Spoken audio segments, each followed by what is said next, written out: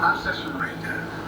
It's the same, that's what Russia's trying to figure out. Then they went to China, and they didn't get the weapons, but then they went to North Korea. But we're going to be in a position where the West is going to become the industrial base for it to be able the ability to have all the defensive weapons that we need. That was a discussion as well. President, I'd like to know whether you would be ready to go deal with Putin and Xi 2 or 3 years from now. I'm ready to deal with them now and 3 years from now. Look,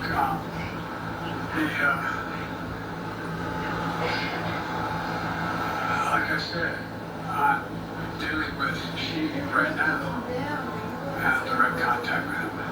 I have no good reason to talk to Putin right now. There's not much that he is prepared to do in terms of accommodating any change in his behavior. But there isn't any world leader I'm not prepared to deal with. But I understand that a generic point is Putin ready to talk? I'm not ready to talk to Putin unless Putin's ready to change his behavior. And the idea, look, Putin's got a problem. First of all, in this war that he has supposedly won, and by the way, I think, don't hold me the exact number, but I think that Russia had 17.3% of Ukraine that they've conquered. Now it's 17.4. I mean, in terms of percentage of territory. They've not been very successful.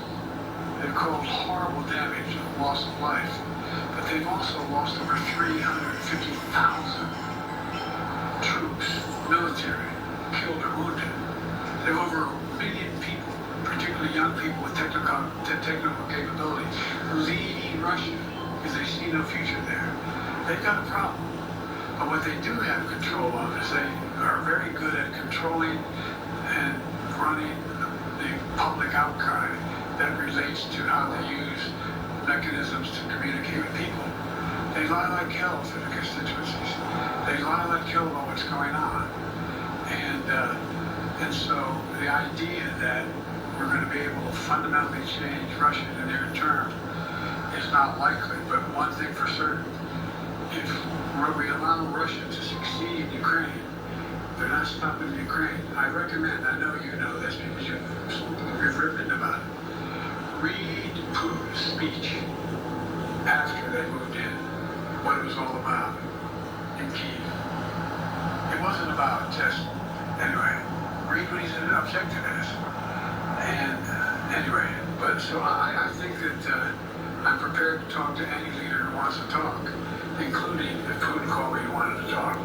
Last time I talked to Putin was trying to get him to work on an arms control agreement related to nuclear weapons in space. That didn't go very far. So my point is, I'm prepared to talk to anybody, but I don't see any inclination. There is an inclination on the part of the Chinese to keep contact with me, because they're not sure where this all goes. And look what's happened in Asia. We have strengthened the Asian Pacific area more than anyone else has. We just put together with, today I brought on, I asked our NATO allies that we bring on a group from the South Pacific, Australia, New Zealand, Japan, Australia. I already mentioned Australia. And I met twice now, I think, with 14 leaders of the Pacific Island nations. And we've slowed down what's going on there. We've slowed down China's reach. But there's a lot of work to do. This is a moving target. And I don't take it lightly. Islam from NPR.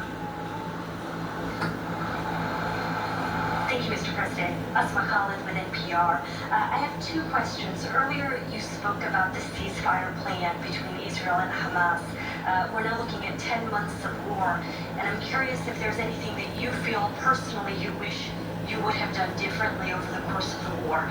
And then secondly, if I may, I wanted to ask you about your presidential campaign. I remember covering your campaign in 2020, and there was a moment where you referred to yourself as a, quote, bridge candidacy. a transition to a younger generation of leaders.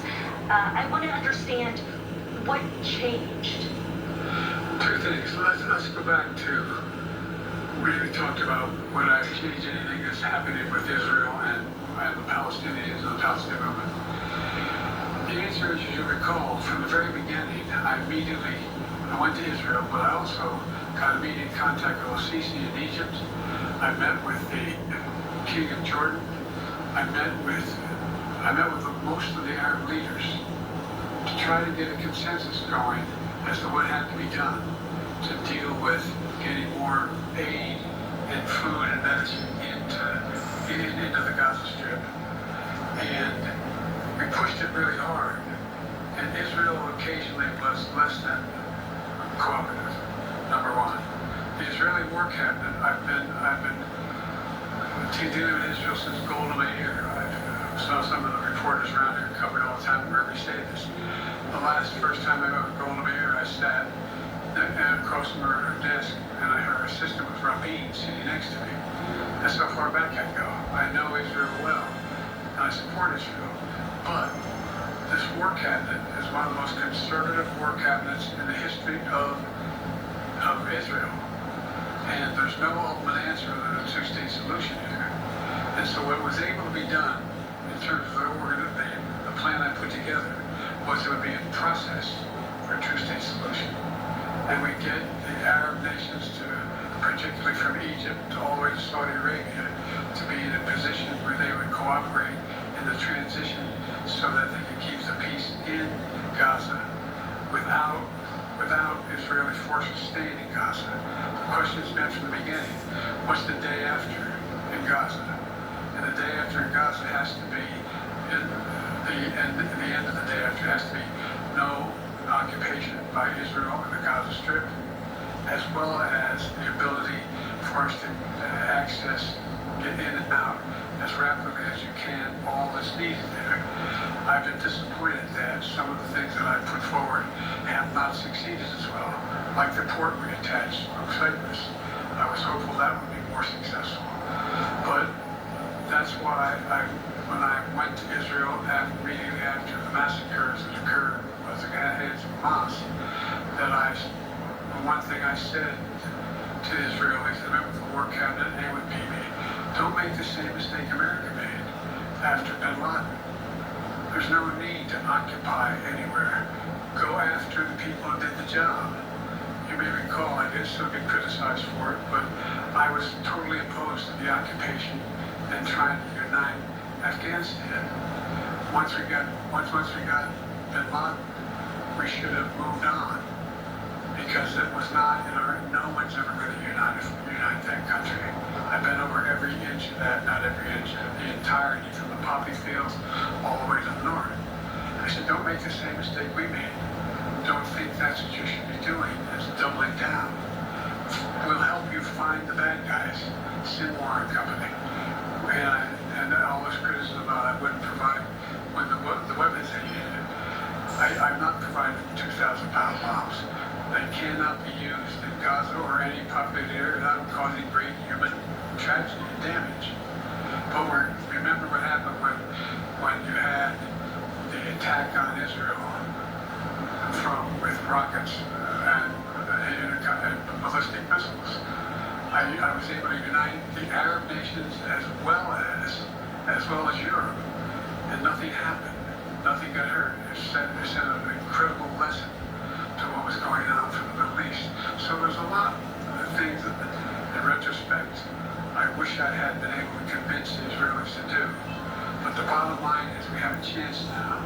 It's time to end this war. It doesn't mean walk away from going after Sinwar and Hamas. And if you notice, you know better than most, there is a growing dissatisfaction on the West Bank from the Palestinians about Hamas. Hamas is not popular now. And so there's a lot of moving parts. I just have to keep moving to make sure that we get as much done as we can toward a ceasefire, and get those. And by the way, look at the numbers in Israel. I mean, my numbers are better in Israel than they are here. But then again, better than a lot of other people here too. But anyway, Bridge candidacy in 2020, you referred to yourself as being a bridge candidate for a younger, fresher generation of Democratic leaders, and I wanted to know what changed. what changed was the gravity of the situation I inherited in terms of the economy, our foreign policy, and domestic division. And I think, I won't put words in anybody's mouth,